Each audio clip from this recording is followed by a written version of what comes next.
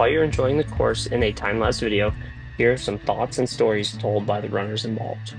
5, 4, 3, 2, 1, 12:30 runners.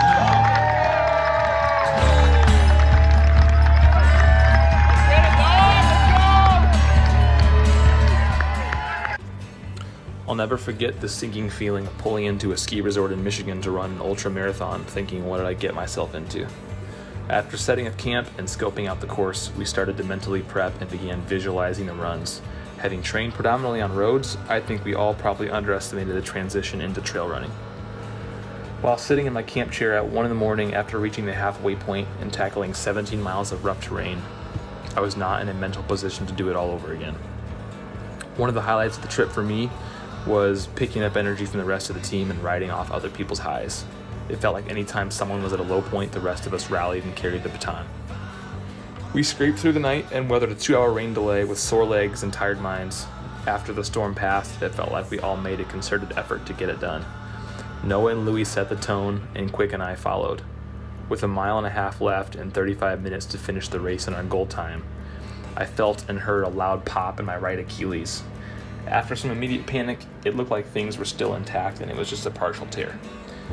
At that point, knowing I had a 35-minute time cushion, I did my best to walk, run, and limp to the finish line. Overall, the experience was fantastic, and there's really nothing that can replace the feeling of doing more than you thought you could. Shout out to my boys, to this team. Happy we got it done.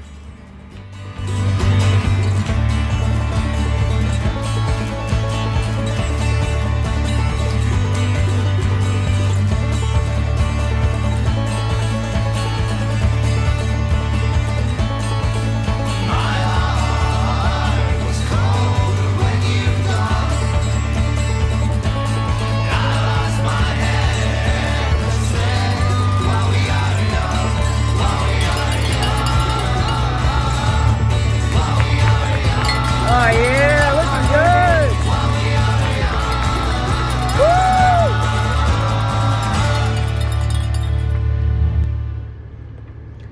Woo! What none of my teammates knew prior to starting this event was that the only lack of confidence I had in finishing this thing was in myself. For weeks, I had considered myself the weakest link. My training hadn't been going as well as I'd hoped. My body was perpetually more sore than I felt it should be, and I was really banking on the fact that my muscle memory would just miraculously remember how to push through the suck when it came. We arrived at the event, and the first thing I saw were these massive ski slopes looming over base camp. Looking at these hills surrounding our camp only seemed to solidify the fact that I hadn't been putting in the prep work that I should. Yet spirits were high, and everyone else seemed confident in the suffering that was ahead of us. Fast forward to the first few loops being completed, we were hauling ass, finishing each run well ahead of our projected times and building this bank of time we could rely on in the later stages of the race. Nightfall hit, and so did the fatigue. Lack of sleep and lots of miles started beating everyone down. Our runs were slow, and recovery times seemed to fly by before you could even change your socks and shoes for the next run. By the time the sun started coming up on Saturday, it was becoming evident that simply finishing this thing was no longer the goal.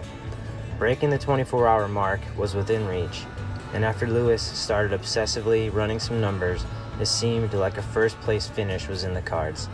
Yet, my completely jacked up feet and defeated mentality didn't seem like they were going to cooperate. All this coming in the middle of a torrential downpour of rain and lightning while other teams were packing up and calling it quits. And that is when I got the motivation that I needed. Lewis, just doing Lewis things, silently laced up his shoes and limped out of camp back to the start line to go run another 8 miles. After seeing that, I knew we were in it for the end, and I sure as hell wasn't going to be the reason that we got a DNF. Did not finish. Lewis and Noah absolutely gutted out their last 8-mile loops, leaving me with a green loop of 3 miles to wrap up my 34-mile total. Even though I knew I only had to get through 3 more miles, it was going to be a grind. Every fiber in my body was telling me to just walk the whole damn thing and be done with it. But in the back of my mind, I knew I still had an opportunity to push the pace as much as I could and leave More time for Davey to crank out his 6 miles and bring us home. 34 minutes later, I came limping into camp to hand off to Davey and watched him disappear out onto the trail, no questions asked. Knowing how close we were to the 24-hour mark, all Lewis, Noah, and I could do for the next 90 minutes was stare at our watches and repeatedly visit the TV screen where team names would pop up once they were a quarter mile from the finish line. Standing there in the finisher's tent and seeing our team name pop out and seeing Davey appear out on the trail is a feeling I won't ever forget. Only then did we realize that Davey wasn't even running at all. He was literally hopping on one leg, using trekking poles as pseudo crutches to finish this damn race, because nearly 2 miles from the finish line, he suffered a calf injury that radiated all the way down into his Achilles. That did not stop him, however, and being able to witness him finish in such a manner is just another testament to the toughness of these guys I was able to tag along and accomplish this thing with.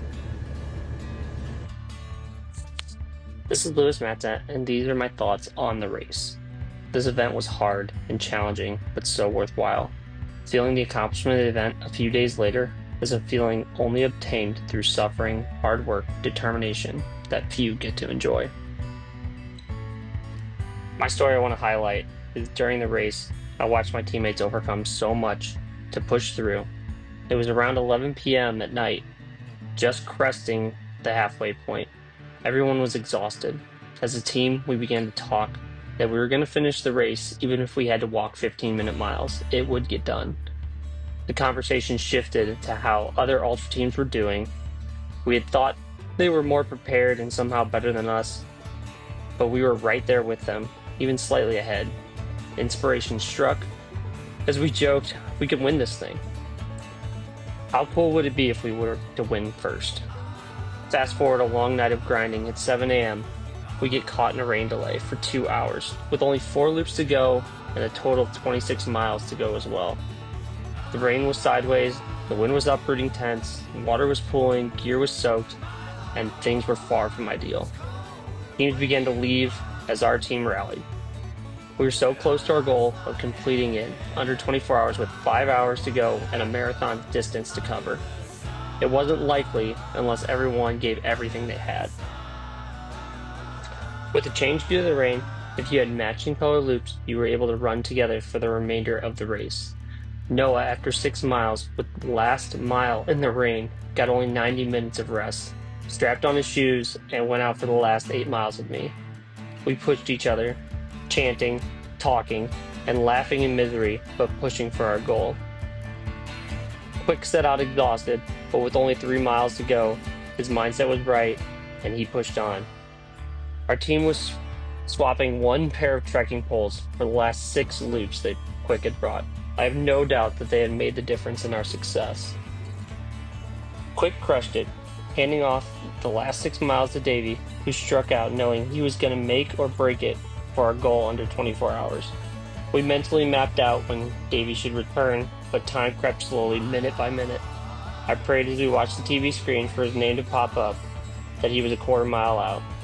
Finally, an overwhelming sensation of emotion and rush of accomplishment washed over as we watched Davey do the fastest one-legged sprint I'd ever seen due to an injury in the last mile.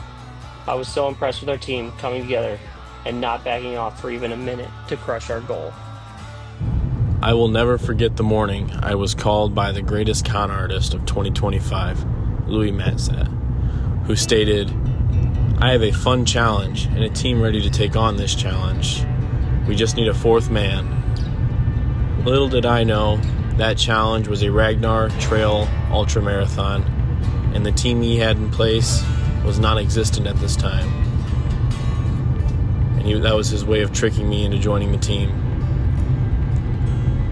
But like many things in life, I asked very few questions and told him yes. With race day drawing near, I found myself feeling anxious and fearful with the lack of preparation I had put in for the weeks prior. I found myself with thoughts that I could possibly be the weak link, that I may not have what it takes to pull through for the team and put this mileage in to push through on the trail by myself. With the heckling from my brothers at the firehouse, it only grew my fear and angst that I may not be enough and that they might have chose the wrong fourth man for the team. And in order to swallow that fear and anxiety, I began to state with brazen confidence that fish are meant to swim, so man is meant to run. But I would soon find out after hours on the trail that is a much more difficult phrase to say. The air in the truck on the trip to Michigan was easy to breathe, full of excitement, optimism, beaming with anticipation for the race, which was soon simmered down when we rounded the corner to the site and saw that the setting of which we were going to be running was typically a downhill ski slope in the winter months. We quickly pivoted from that excitement and optimism to making pessimistic complaints and jokes in hopes to turn that mountain into a molehill. After each member has completed their first couple loops of the race, at this point you could start seeing the doubts on our faces, the belief that we've all reached our maximum level of training, knowing that we could only really push so far using sheer grit.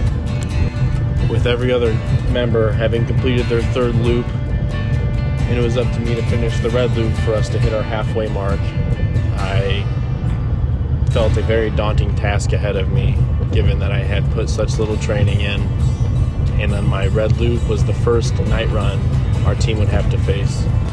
At the beginning and end of every loop, I found my body worn down, exhausted, tired, maybe a bone or joint clicking in a way that I haven't heard before, and my piece of my soul felt as if it was going through a proverbial hellish gauntlet after each event, pushing me to want to stay away from the next loop and I had to face. The one thing that I remember that kept me going after every loop was the shared suffering you found at camp.